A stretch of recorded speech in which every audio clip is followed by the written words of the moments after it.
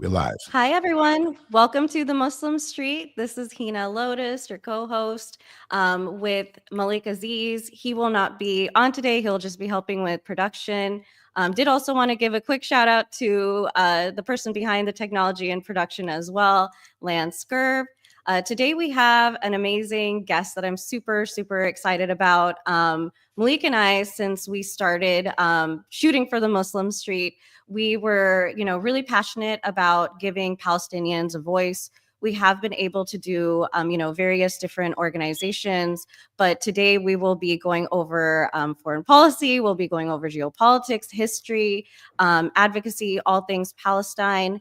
And so that being said, I did want to introduce Abdelhalim Abdelrahman. He is a foreign policy analyst. Please introduce yourself. Thanks for having me on. Happy to be on the show. My name is Abdelhalim Abdelrahman. For those who are listening and can't pronounce my name, feel free to call me Abdel. I'm a foreign policy analyst. I focus on the Palestinian issue vis-a-vis U.S. foreign policy, also from a human rights and academic perspective. You can find my work in The Hill, Foreign Policy Magazine, the Quincy Institute for Responsible Statecraft, and on Twitter. And like I said, very grateful to be on the show. We're super humbled to have you on. I did also want to take a quick second before we get started to definitely highlight a very important figure within the context of like Muslim domestic history. I wanted to talk about Dr. Khalid Abdul Muhammad. He was born January 12th, 1948. Unfortunately, he passed away February 17th, 2001. He was an African Muslim born in America. He was a revolutionary who became a prominent figure in the Nation of Islam and later the new Black Panther Party. After serving for many years in the Nation of Islam, he served as the national chairman of the new Black Panther Party until his death in 2001. He advocated for Black independence. And so, I just wanted to highlight him, bring him up. And, now that we've gotten a moment to honor him, I did want to get started with this interview. We do have a multitude of questions and a lot of material to go over. So that being said, I wanted to kind of go over a lot of work that you had done very recently, especially in regards to the most recent election. It was all over the place. Definitely a lot of mixed reactions from the Muslim community. It was definitely all over the place. But from my understanding, you covered like the Arab American vote in Michigan and how Gaza had like impacted the vote and what the consensus was. So in terms of that, I just kind of wanted you to go over like your experience, what your thoughts were, what kind of work you did during that time, and what, the Michigan Muslim vote climate per se was like at the time. For sure. Well, I think a lot of my work as it pertains to documenting Arab American sentiments in Michigan, particularly in Dearborn, which I believe has the highest Arab population per capita in the United States, either second or first to California. This was a community that was really distraught. You have a lot of Arab and Muslim Americans who feel some type of, emotional, political, and religious attachment to the cause of Palestine. And I had surveyed and conducted interviews with genuinely hundreds of Arab and Muslim Americans in the city who felt that the Biden administration and Kamala Harris in particular, when she launched her campaign, that they had made the decision to alienate Arab American voices, Muslim American voices, and essentially choose the war criminal Benjamin Netanyahu over a demographic that had been loyal to the Democratic Party since the year 2000. The year 2004. For the past 2+ decades, Arab and Muslim Americans have voted predominantly Democrat. We've always felt that this was a party that was going to have our best interests, protect us, and listen to us from a foreign policy perspective. But I think as the genocide in Gaza continued, as the Biden-Harris administration failed to implement any type of restraint on Benjamin Netanyahu and the Israeli government's onslaught on Gaza, it became very clear that there needed to be some type of electoral consequences for this. And this is how the community felt, that if they don't put their foot down and show that the genocide of Gaza won't have electoral consequences, and the Arab American and Muslim American vote would lose tons of political capital. So that was really one of the biggest driving factors, is that this was a community that just felt ignored. Kamala Harris refused to come to Michigan.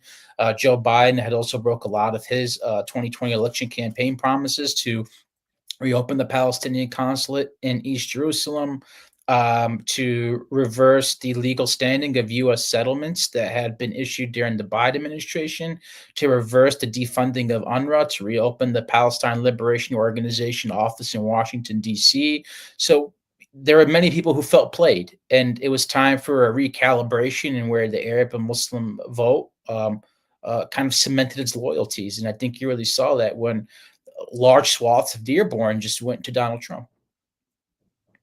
No, I absolutely agree. I think there was a multitude of people, especially within the Muslim community, who went out of their way to, vote for Biden in the election. I think after all the anti-Muslim sentiments that we saw during Trump's first administration, I think Muslims were a really big chunk of the vote that actually brought, the previous administration into Mm-hmm. power. So for them to act the way they did and completely ignore our like collective voices, especially Arab Americans, was, I don't want to say necessarily surprising per se, but something that really made us feel isolated. And I think it made us realize that we were not any form of priority, or even, something that was like on the plate for them in terms of addressing for, their reelection. So I think it really put the Muslim, vote all over the map. But I think Michigan was something that the Biden administration, or, Harris's campaign could have really Mm-hmm. taken advantage of, even in terms of just PR. We've seen them time and time again kind of discuss how they are going to do X, Y, and Z. They never really follow through, if we're being candid. Mm-hmm. But the fact that they weren't even willing to do the PR or pretend to care was something that I think took a lot of people back. So that being prefaced, what do you think the Arab and Muslim vote means now in the United States? It is of tremendous value. Arab and Muslim Americans have cemented themselves as a legitimate political player. I think in elections past, you kind of always heard the Arab and Muslim vote be kind of portrayed as a backdrop in the grander schemes of U.S. elections. But I think Arab and Muslim voters have now done one of two things. One, to show that Michigan is no longer a lock for Democrats. There's only been two times in the past 50 or so years that Michigan went Republican. And that was during the Reagan administration, and that was during Trump, and now they went for Donald Trump. So that's three times in the past 50 years. So that puts a lot of political pressure on Democrats. Secondly, the Arab and Muslim vote, what it did now is it cemented Palestine as a preeminent foreign policy issue that will forever be present in upcoming elections. We have the midterms coming up in 2026, and a lot of gubernatorial races across states. That's going to be very big. It's not even just Michigan. You look at places like Ohio, you look at places like California, you look at places like Northern Virginia, you look at places like Minnesota, where there's a high concentration of Arab and Muslim Americans who feel some type of way about Palestine. That's going to really influence things. So now you're going to see much more sophisticated engagements from, I think, both political parties, even Republicans, to sit down, listen to what Arab and Muslim Americans have to say about foreign policy perspectives, about social issues, and bringing them into the fold. But I also do think there's one important thing that should be stated, and it's that where the Arab and Muslim vote lies now is that it kind of debunked one big narrative, and that being pro-Israel was good politics, right? We've heard in past elections to APACs and other pro-Israel defenders that if you support Israel, you support the United States, right? These two are kind of policy conduits, and they are ironclad, and they go hand in hand.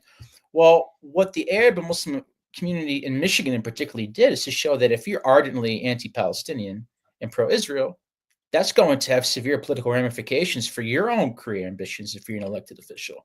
And I've had conversations with congressmen in their offices who tell me that they are really paying close attention to how their Arab constituents feel about U.S. military funding for Israel. And you're now going to really start seeing that going forward, having those type of political reverberations where what was once a taboo topic about restricting military assistance to Israel is no longer taboo. It's in the mainstream. It's being contemplated daily, and it's undoubtedly significant. So that's a very long-winded way of saying that Arab and Muslim Americans have political power, and I think it's very refreshing to see that. No, definitely. I think the interesting thing that I noticed about this election was a lot of the Muslim Ummah, like the population, Mm-hmm. domestically speaking, they were kind of very self-serving based on their groups. Like, for example, a lot of Muslims would say, well, I, vote conservatively because, of my socioeconomic class. Or you'd have like various Mm-hmm. different factions within the Muslim community, like, the Indian community, the Pakistani community, the Arab community, the Iranian community. They would, I think, kind of isolate their vote, not based on like the collective per se, but they would kind of vote what was in the best interest for them as either individuals or like their ethnicity. I think one thing that I really respected and loved to see during the previous election was almost every Muslim I knew, their main focus was Gaza, whether it whatever they were voting, whether it individually impacted them or not, or their specific ethnicity, the main eyes were on Gaza. So to see the Ummah kind of come together and make it their main focus, even though obviously the votes were very split on all over the Mm-hmm. map, I think Yeah. kind of shows that we are able to collectively like organize, and we are able to think as like one group. And I think when you kind of utilize your power and recognize that you are a big voting bloc, that's the only way to make progress. So that is something that I was very impressed on. And that being said, now that we basically, have the results, we do have Trump. What do you think is going to potentially happen during his administration? Because what we're seeing right now is the things that he was discussing with the Muslim community is very different than what we're seeing come out within the context of the news and things that he's saying. And so, what are your kind of predictions? What should we, prepare for? I would say that although there may be stark differences now in terms of the rhetoric that Trump may have disseminated during the campaign trail and after, there could possibly be differences on a few fronts. Let me preface my response by saying that I don't anticipate there being any type of restrictions on military assistance to Israel under the Donald Trump administration. Unfortunately, I don't also anticipate the possible formation of a Palestinian state or the dismantlement of illegal settlements within the occupied West Bank. But I do think what you will see, surprisingly, is a high level of diplomatic engagement between Trump, his intermediaries, and the Palestinian Authority.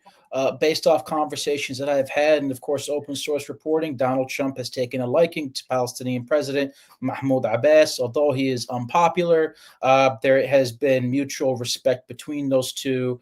There have been a lot of backdoor channels and communications between the Trump administration and the Palestinian Authority, particularly Hussein al-Sheikh, who is, I believe he's one of the main negotiators for the PLO, in which they have taken a greater, keener interest in the security of the West Bank, which is why you're seeing the Palestinian Authority be quite active in parts of the occupied northern West Bank, particularly in Jenin and Nablus and Tal Qalam, because they're trying to show themselves worthy to Donald Trump, that they're worthy of taking over Gaza from a security standpoint, and the day after the genocide in Gaza ends, and there needs to be a new government in place, because there seems to be a consensus from the United States, from the Trump administration, from the Israelis and the Palestinians, that they all are in agreement that Hamas will have no future in Gaza in terms of its coordination and security, possibly humanitarian standpoint. Um, I also believe that there won't actually be an annexation of the West Bank as the kind of Chazanist members of the Israeli party are eagerly to do. I think it's been communicated through Trump's officials to Benjamin Netanyahu that that's not on the plate, and there's a reason for that. Trump wants to expand the Abraham Accords, which is something he took a lot of credit for during his first term. The Arab and Gulf states have made it clear they will not advance further with Israel if they formally annex the West Bank. This also ties into the United States and Trump's desire to normalize relations between Saudi Arabia and Israel. All Saudi foreign ministers, the Saudi government has made it quite clear if there is formal annexation of the West Bank, we will not normalize relations with Israel. So it's not so much about Trump having a bleeding heart for the Palestinians as much as it is that Trump has a kind of a grander geostrategic interest for himself, for the United States, vis-a-vis the Arab and Gulf states. And the Palestinian question plays an integral part in how his foreign policy in the Middle East will formulate. So I think, in short, there could be some good things. I don't think it could get any worse than it is now. I mean, it's very hard to get worse than the genocide, but there's going to be some interesting conversations between the Palestinians and Trump. I would say keep an eye out for that. No, definitely. And I did want to actually bring the focus now directly to Palestine. We have, a multitude of listeners that are coming from all different backgrounds. Some people, maybe didn't even recognize what was going on in Palestine up until October 7th. We have some people who are very seasoned and, understand how this has been going on for, several decades. That being said, let's kind of fast forward to what's going on right now in Palestine, politically speaking. And I also kind of want you to touch up on maybe like a quick history lesson as well for people. I know that's a lot to Yeah, ask for, but I really do want to educate people on how we got to October 7th, right? From the very beginning. And then I also do want to kind of touch on what is currently going on in Palestine as well. Would you feel comfortable kind of breaking it down for our audience? Because I know they're coming a- from all different absolutely. backgrounds. So I'll kind of work backwards because I do think it's important to work backwards, and we can kind of put the context into the grander scheme of things. So what's happening right now in Gaza is one of the greatest war crimes, one of the greatest catastrophes of the 21st century. It is a genocide, and it is a significant undercount of the death toll in Gaza. I believe the main number being used is anywhere between 48 to 50,000.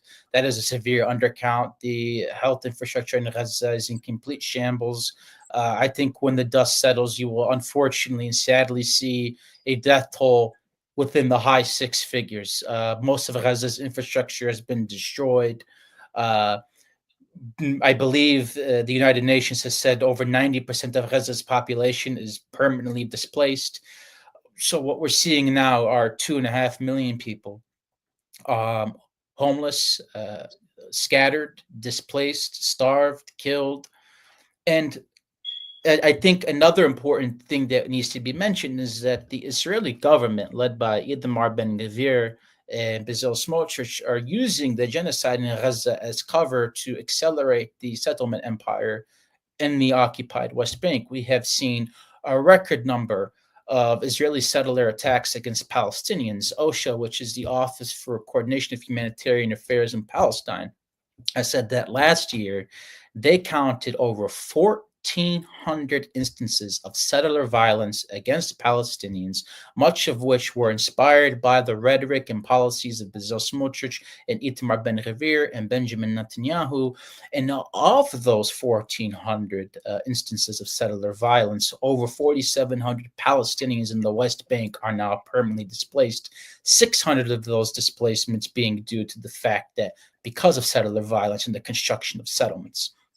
So, where did the settlement empire and where does Gaza genocide fit into the grander schemes in terms of the historical context of Palestine?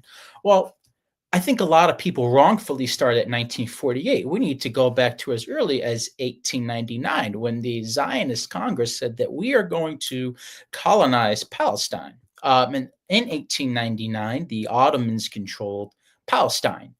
It was the Ottoman mandate of Palestine. This was before the British took it over at the end of World War I. But Palestine was recognized as a country indigenous to the Palestinian people, and which unfortunately predated the horrific massacres of the Holocaust and the mass exodus of Jews from Europe. What we began to see is a plot to essentially establish a Jewish state inside of Palestinian lands. And over time, as there was a mass influxuation of Jewish immigrants, they were also immigrating under the idea that this was their homeland and that they were going to make it for themselves. Now let's fast forward to 1947. Let's fast forward to 1948. Much of Palestine at this point has been displaced. Ceasefires and partition agreements have been rejected both by the Arabs and by the Palestinians and by the Israelis because it was a narrative of competing claims. One thought it was for one another. But what I do think is important to understand here is that the modern state of Israel would not exist today in and of itself had it not been for the mass expulsion of Palestinians during the Nakba. This is something that gets people in trouble, but it is the truth. Would there be a state of Israel if hundreds of thousands of Palestinians were pushed into Gaza or pushed into Syria or Lebanon or Kuwait or Iraq or Jordan or Egypt? No. And this is why the Palestinians consider themselves to be a very cosmopolitan type of people, because we are all over the Middle East, and our disposition and our displacement is linked to this particular moment in history, the Nakba. And then with the Nakba in 1948 came the Israeli occupation in 1967. And since 1967, we've seen the expropriation of Palestinian land, and we've also seen the creation of the settlement empire, which purposely bisects and displaced Palestinian communities. If you pull up a map right now of the illegally occupied West Bank, it is not a continuous landmass. What you are seeing are bisected enclaves separated by settlements and checkpoints. We are talking about a group of people that have no freedom, no civil rights, no freedom of movement. They're at the mercy and behest of a draconian military rule. And we, as it currently stands, are the longest occupied people in modern day human history. What do you think in terms of what's going on at this moment in terms of, like, I guess the grander or greater Middle Eastern area or Swana region? I think that's the better way to put it. And the reason I bring that up is we've seen this now extend into Lebanon. We've seen Yemen getting involved. We've also actually seen Trump discuss how he wants to work with Lebanon. So that is something that I found very interesting.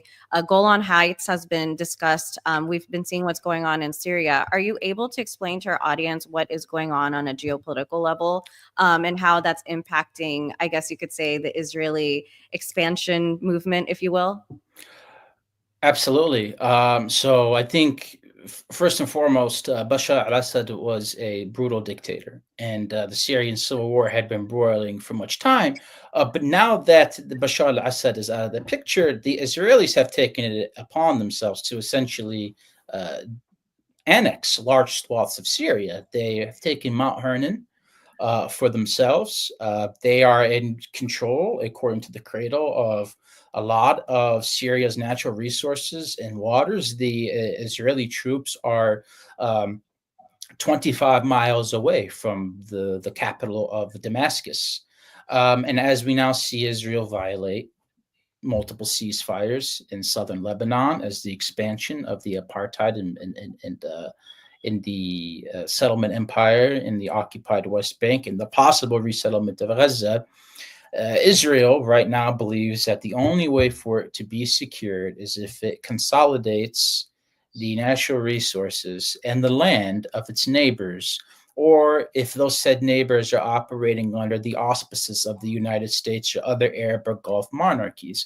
It is not a sustainable methodology for any state to exist in which you are occupying others and, of course, not granting them any civil rights whatsoever. I think where the United States plays a role in that is, unfortunately, for decades upon decades, they have refused to enforce any constraints upon Israel, not only for its blatant human rights abuses in Gaza and the West Bank, but even just use the simple laws that it has on the books right now to constrain Israel's actions, such as the Leahy laws or Section 620I of the U.S. Foreign Assistance Act, which there's a legal case to be made that Israel's violated both of those laws. What I believe the United States, under the Biden administration, it remains to be seen under the Trump administration, but it very well could be the case, is that right now what the U.S. wants to do is use the Israelis as a proxy to essentially solidify its presence in the Middle East, to consolidate resources, to consolidate a quantitative and qualitative edge of military superiority. in the Middle East. And I think it's quite distressing because at the heart of it, one of the underpinnings of this methodology is a greater Israel vision in which Israel continues to illegally expand its borders and its neighbors. You're now hearing Israeli officials talking about going into Egypt, going into Jordan, building settlements in South Lebanon, continuing to go into Syria, and now cause a mass expulsion of Palestinians in the occupied West Bank.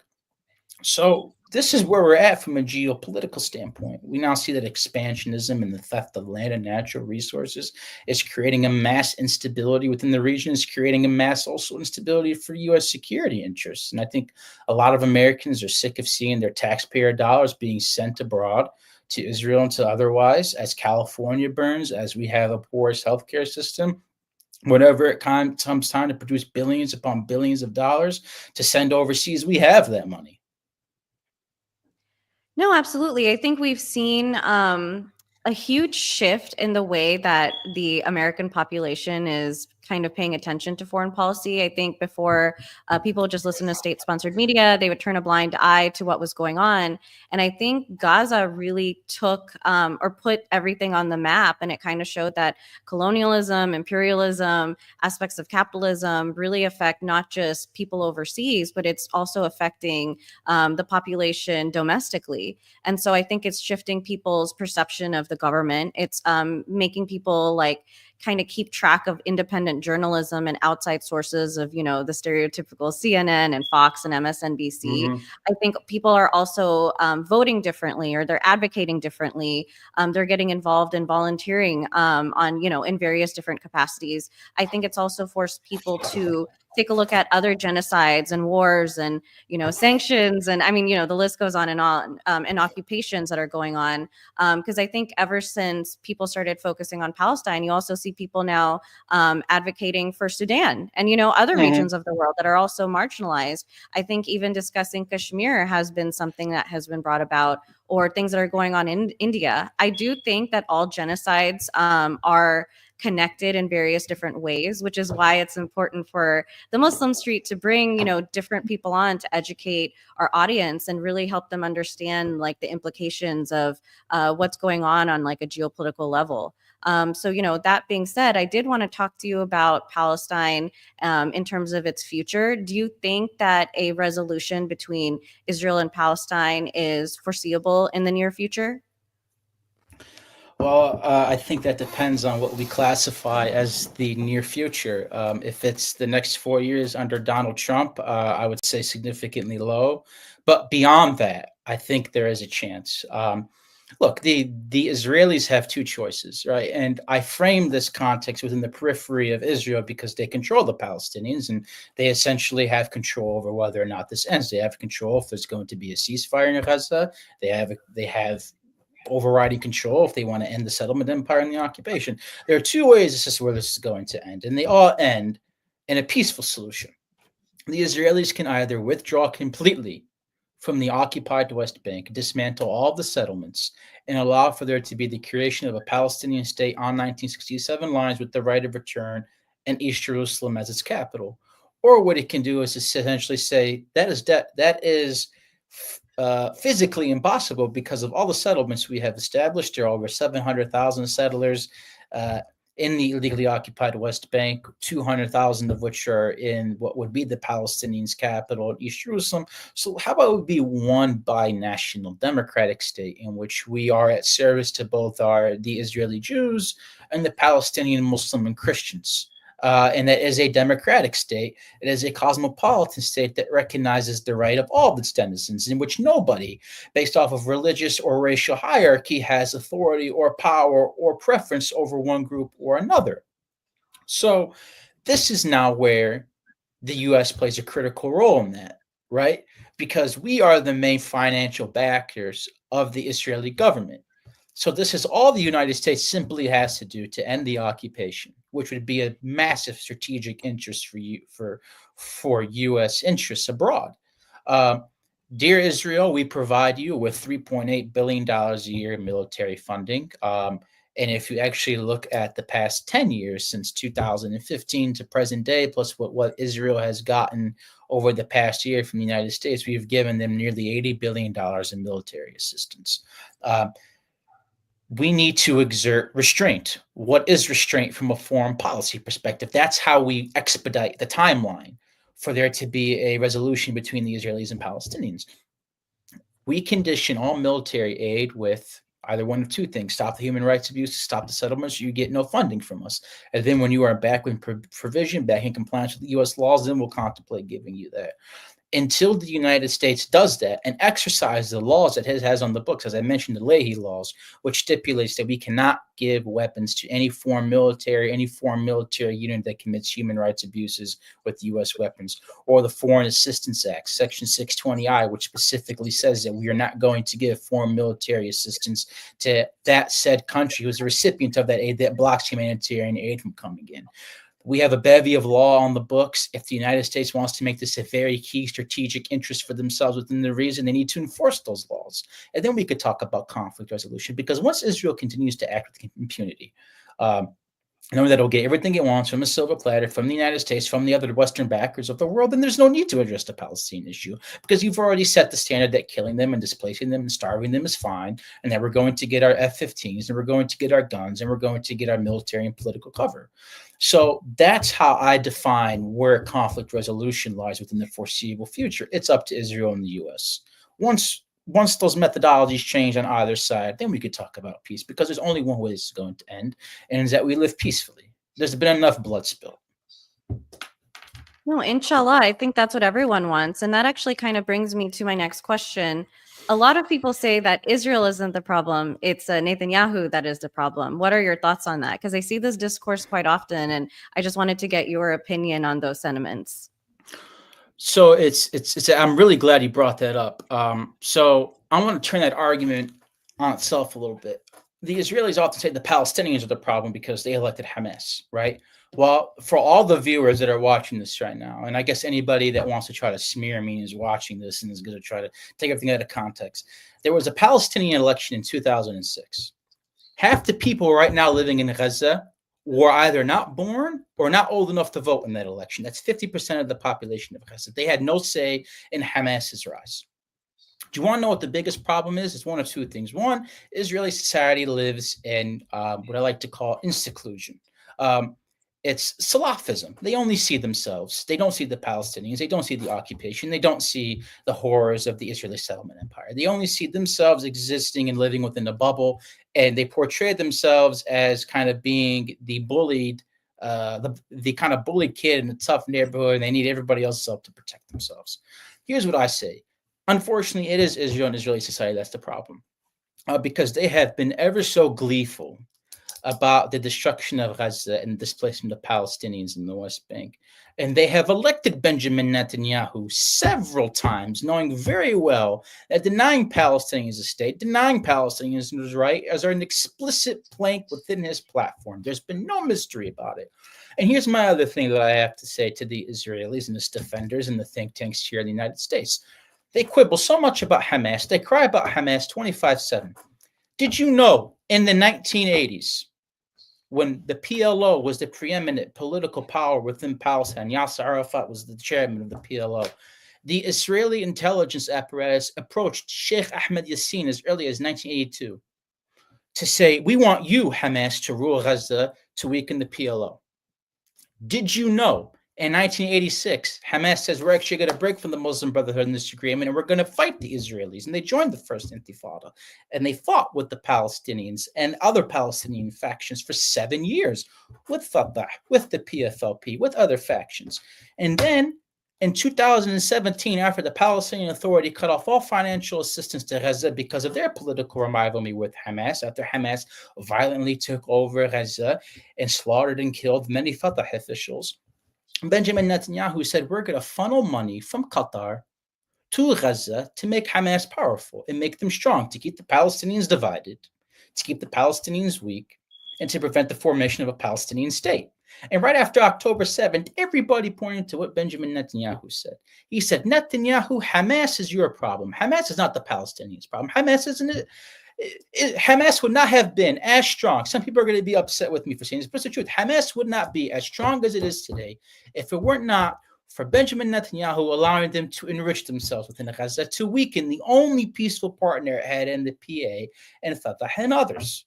This is part of Netanyahu's divide and conquer plan. So I don't really like it when Israelis say Palestinians are the problem. Well, we're not. We have no control over our lives. We're occupied. And you chose Hamas and not the other people who have been trying to negotiate with you since the Oslo Accords of 1993. There. Yeah, well, I mean, that actually kind of brings me to my next point. So I'm really glad you brought that up. A lot of people also don't understand that, you have Gaza and then you also have the West Bank, which actually, West Bank, we've seen a lot of attacks on, or we've seen a lot of settler attacks in that region as well, which is not controlled by Hamas. So I actually wanted you to kind of explain the political differences between what's going on and not what's going on, but like what leadership is Gaza under and what leadership is the West Bank under? Because I think by them doing the things that they are with the West Bank, it kind of undermines the whole, no, we're not after the population, we're going after Hamas. Right. So, for context, there was a Palestinian election in 2006, and many international observers felt that Fatah, which were the perceived moderate secular nationalists, were going to beat Hamas, who were the political Islamists and military Islamists as well. So here's the problem with that. Fatah ran on a divided ticket. Fatah ran 6 different candidates. They ran Mahmoud Abbas, who is the current president who is governing past his mandate. They ran Mustafa Barghouti. They also ran Marwan Barghouti, who is currently serving 5 life sentences in Israeli prisons for what the Israelis believe are his role in the Second Intifada. But Hamas ran 1 ticket. That was Ismail Haniyeh, who the Israelis killed past summer in Iran. Hamas won plurality, not the popular vote in that election, right? Because when you have a divided ticket amongst different candidates, you don't have enough votes to get into the Palestinian parliament. So what happened after that was that there was a violent civil war that split the West Bank and Gaza. It was between Fatah and Hamas in Gaza, in which Hamas violently took power from the Palestinian Authority, took power from Fatah. And there was even videos of them surfacing of them dragging the bodies of Fatah officials on motorcycles and throwing them off of buildings. It was a horrible time. So then this solidified the political rule between Hamas, which governed Gaza prior to October 7th, and Fatah and the Palestinian Authority and the PLO in the West Bank.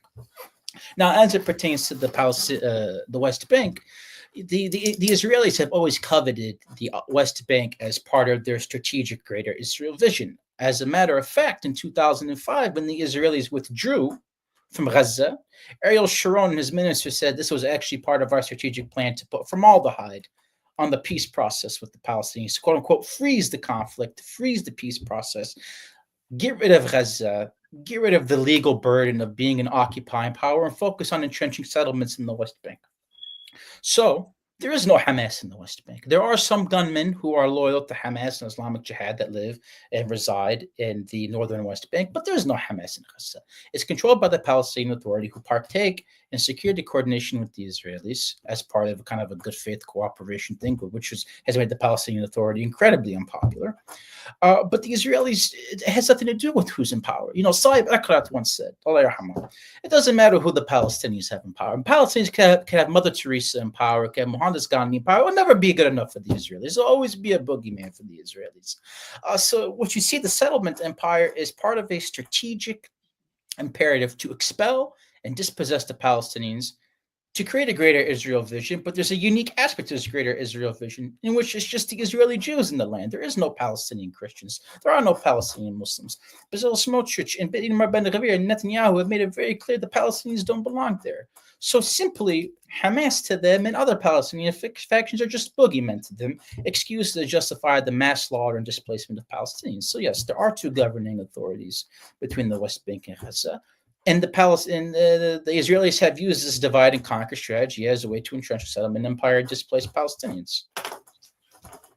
No, and I'm so glad that you were able to. I'm sorry, I feel like I'm turning you into a little bit of a history professor over here. Ask me whatever you want. I love it. Go ahead. You're good. Yeah, I'm very passionate about Palestine. The Muslim Street is very passionate about Palestine. And I think when people are going to the protests, when they're advocating, when they're out there going to the book clubs, and they're raising money and going to these different organizational events, I really want them to understand the context of what's going on, because the Muslim Street does exist as independent journalism. Mhm. What you see here may be a little spicy or controversial for mainstream media, but I Love think it. yeah, yeah, we're a little notorious for it. But that being prefaced, I really want people to understand what we are fighting for, why it's important for the Ummah to kind of band together and, give their solidarity to, support the Palestinians in their lives, to raise the money, to, advocate on like a humanitarian level. And I actually did want to pause for a moment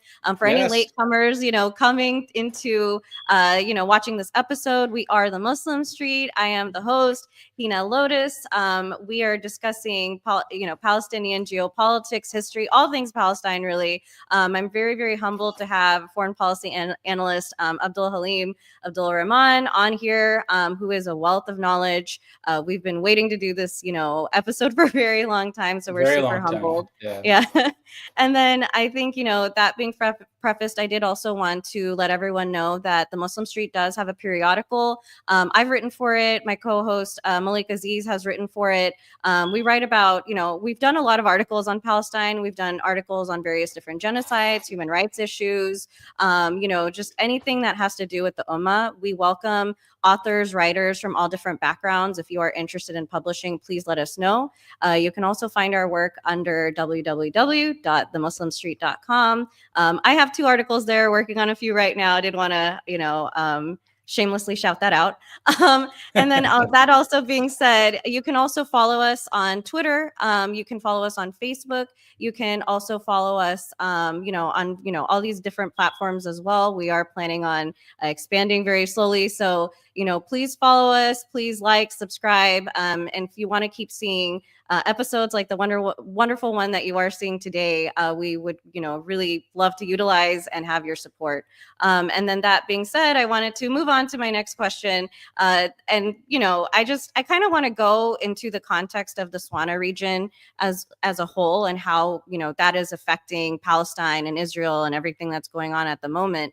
Are you able to kind of give the history of how the whole Golan Heights came about and what's going on currently around like that? Because I know it's a very hot topic, but a lot of people don't understand the history and what exactly is causing it to be such a big issue within the press.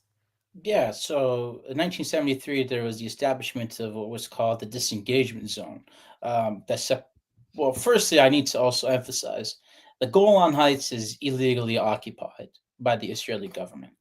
And in 2017 or 18, the Trump administration recognized the Golan Heights as part of Israel. It is not. The Golan Heights was once part of Syria, but was taken violently from the Syrian people and is under, just like the West Bank, the military occupation of the Israeli government. In subsequent wars between the Israelis and the Syrian government back in the 60s and the 70s, well, Israel occupied it, and they created a buffer zone that separated Israel and the Golan Heights. But the Golan Heights is under the auspices of Israel. But what has happened since the fall of Bashar al-Assad is that we have seen the Israelis use this as an opportunity to illegally expand their borders from the Golan Heights past Mount Hermon, closing in on Damascus, consolidating those resources on the way, and dispossessing individuals. But also, unfortunately, the Golan Heights, I think, was used as kind of this sanitizing aspect by the Israeli government to say, during the war, as the war intensified between Gaza, Hamas, and Hezbollah, there were instances in which people in the Golan Heights died, and some of them were because of the missile interceptors that Israel launched that fell onto the Majlis Shems community and killed them. And so then they try to portray themselves as, look, we love the Arabs and we love the people, we love the Muslims, but they completely neglect that history that they are occupying these people. And I think there was once a story that they were given Israel IDs and they ripped them up because they belong to Syria. They have a yearning and understanding for Syria, not for Israel. So I think when we look at the Golan Heights, we cannot forget they are occupied people too. They belong to Syria. They do not belong to Israel. And I think when we hear the kind of how the Golan Heights is being spoken about in the mainstream media, by academics, by think tanks, we tend to forget that this is occupied territory. It does not belong to Israel. Syria does not belong to Israel. Lebanon does not belong to Israel. The West Bank and Gaza does not belong to Israel. These are their own respective countries, own respective land that have their own set of national identities, and that must be respected. Yeah, no, I absolutely agree with that. And I think that actually brings me to my next question. In terms of the current situation that's going on in Palestine, do you think that, Gaza and West Bank, are there any allies in terms of governments? I know when we talk about governments and, well, when we talk about countries, governments and people are two completely different entities. But when we're talking about governments, or we're talking about perhaps like resistance factions, do you think that the people of Gaza have any solidarity from any of these governments or factions that we're discussing, independent, of course, of these countries' people? No, I don't. I know it's. I know you say you like spicy takes, and I know a lot of people tend to kind of frame Palestine as part of the paradigm for the axis of resistance. No, I don't actually think that. I actually don't think the Palestinians ever had a viable military ally that could help them lift the occupation or end the siege on Gaza. Now, yes, there are Palestinian factions who have fought Israel, but that's different. Um, I think across the Middle East, there is broad support for the Palestinians. Everywhere you go, the people respect the Palestinians. They love them. They want to see them be free. But of course, as you said, there's a discrepancy between what the people want and how their governments behave, right? And in the UAE, in Dubai, the In the Emiratis, United States, not that and we're in the the, Middle East, but yeah, of yeah, course, we're part of that issue. Yeah. there's a massive discrepancy between what public sentiment is and what policies are being executed by their respective governments. I think uh, I'm trying to pick my words here carefully. No, I'll just say it. I'll just say the truth. I think there had always tend to be this kind of belief that, Iran was always a big part of Palestinian liberation, in that Iran's entrenchment in the Middle East and its military calibrations were specifically geared towards Palestinian liberation. No, I think that was always a false binary. I think it was a massive myth. The what Iran under the Ayatollah was able to do is consolidate Palestine as a cause, so that way the regime in Iran can consolidate power for itself and legitimize itself and project this image of power within the region. And this is where you see the groups like the Houthi rebels and Hezbollah and Hamas. And of course, we know Iran's massive part in arming these groups. But I do think the decoupling of these organizations in respect to Iran has shown that Iran's grander goal in the region was just about establishing buffers between themselves, between the Israeli government, and between the United States, and shielding it from military action. I don't think that's the truth that people want to hear, but I tend to believe that, and honestly, a lot of Palestinians believe that. I think Palestinian liberation is going to come from a natural grassroots, at least there, some type of movement that recalibrates the conversation about the conflict between the Israelis and Palestinians. But the greatest ally that we could have, believe it or not, is if we continue to elect the right people here in the United States, people who have a keen interest in halting military assistance to Israel and conditioning that with the settlement empire and conditioning that with the human rights abuses that are occurring right now in Gaza. Um, it's very hard for me to say that there's a single army out there that has the capability or willingness to fight for the Palestinians. I wish there was an answer for that, but there just isn't. Well, here's a question, and I know it has more to do with personal opinion. But I feel like on the Muslim Street we've discussed on several occasions that a system that is built to oppress us is never going to give us tools for liberation. So do you really think that by quote unquote electing the right people within the United States, that could potentially help advocate for Palestinian liberation? Like, do you think the United States will ever platform officials or even have that as an option for us to vote for in order for, Palestine to, inshallah, be free? Whether freedom is a two-state solution, 1967 borders, a completely free, Israel, or not Israel, my bad. I did not mean to say that. You're good. You're A good. free Palestine. Yeah, a free Palestine with Israel dismantled per se. Will we ever really see those options come about when it comes to elections and voting? Yes, Okay. and I'll tell you why. And I think Rashid Khalidi has said it not too long ago, and he was right. Public perception has finally caught up to the Israelis, and if you look at how AIPAC spent its money this past election cycle, like they poured $8 million into beating Cory Bush into funding Wesley Bell. They threw all this money into George Latimer's campaign to unseat Jamal Bowman. Well, when you spend exuberant amounts of money into elections, that's actually not a sign of strength. It's a sign of weakness, because most Americans now know that a military alliance between the United States and Israel is a strategic liability to the United States. It's siphoning precious resources away from domestic needs here, and it's embroiling us in conflict abroad. But let me answer this question another way for you. The Israelis lobbied Congress for 50 years before the Israeli government was ever created.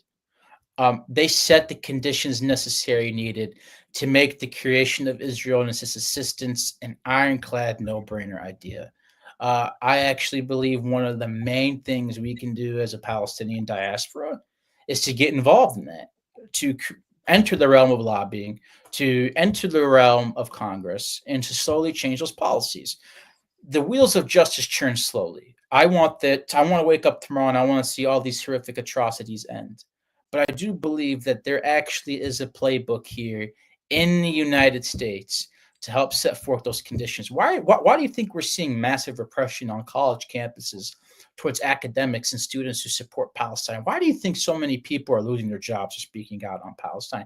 Why do you think AIPAC is so afraid in putting all this money into politics to make sure Israel gets its guns and bombs? Because they know it's no longer popular.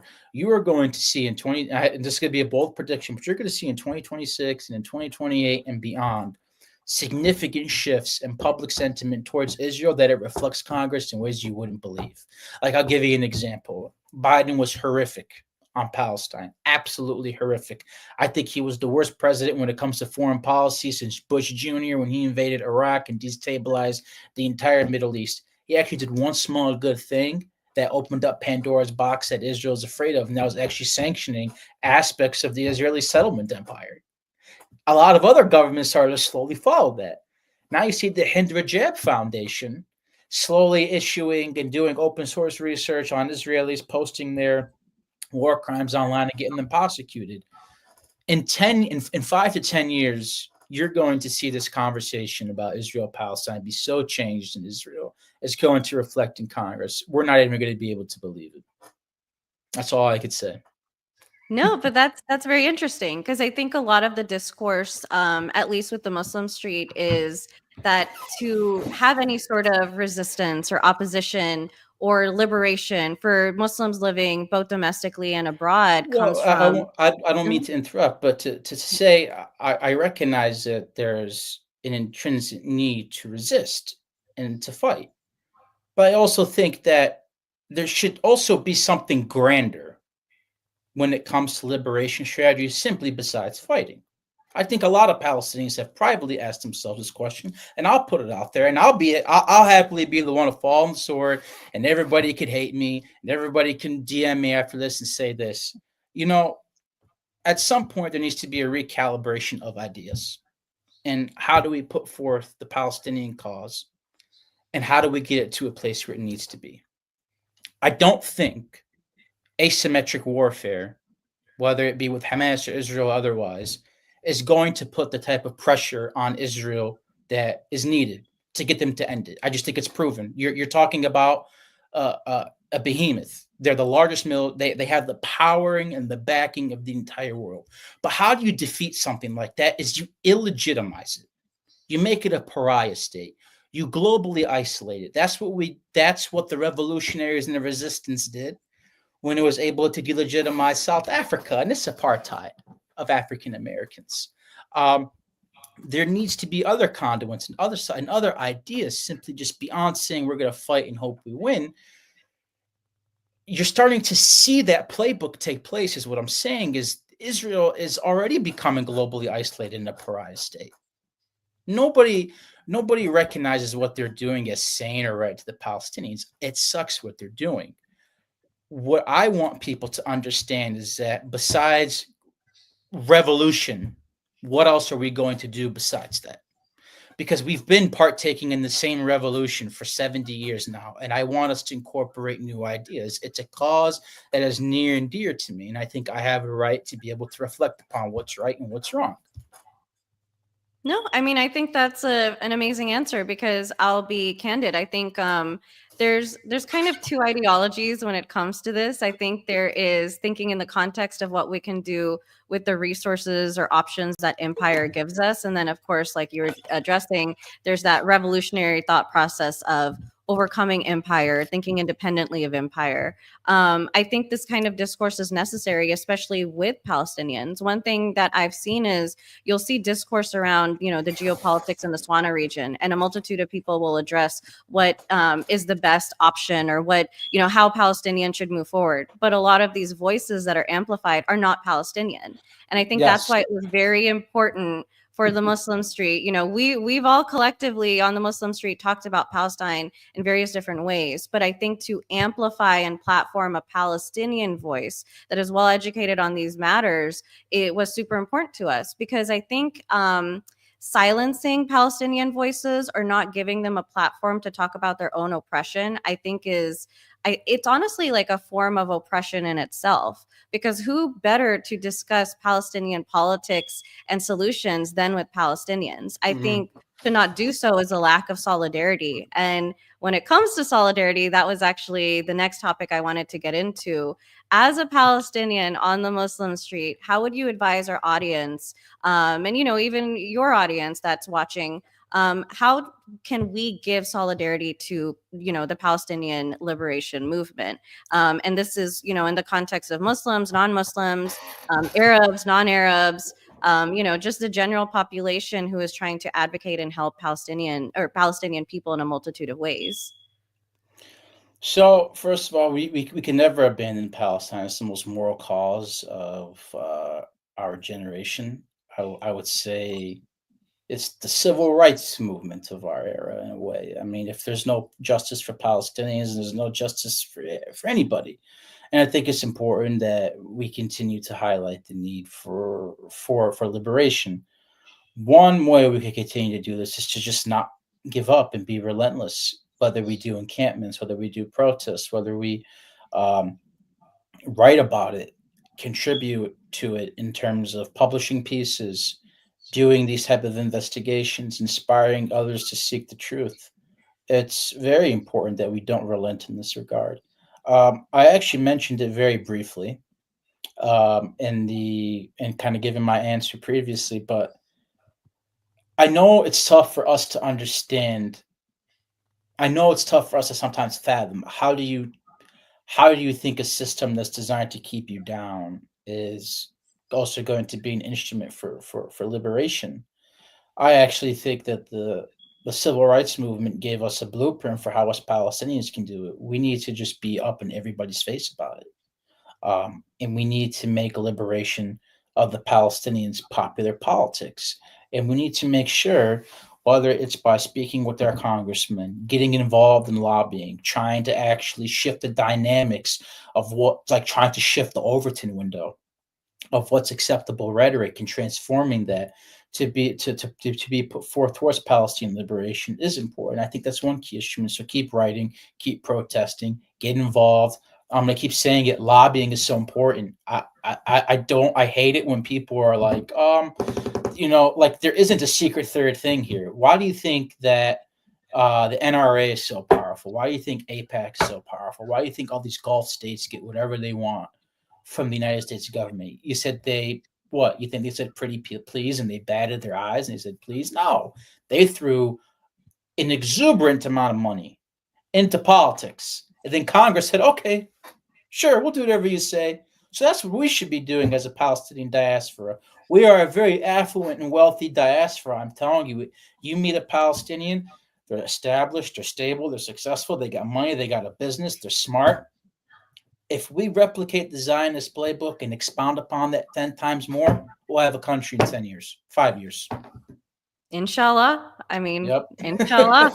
And I totally get the other, like, it's, again, revolutionary politics is important.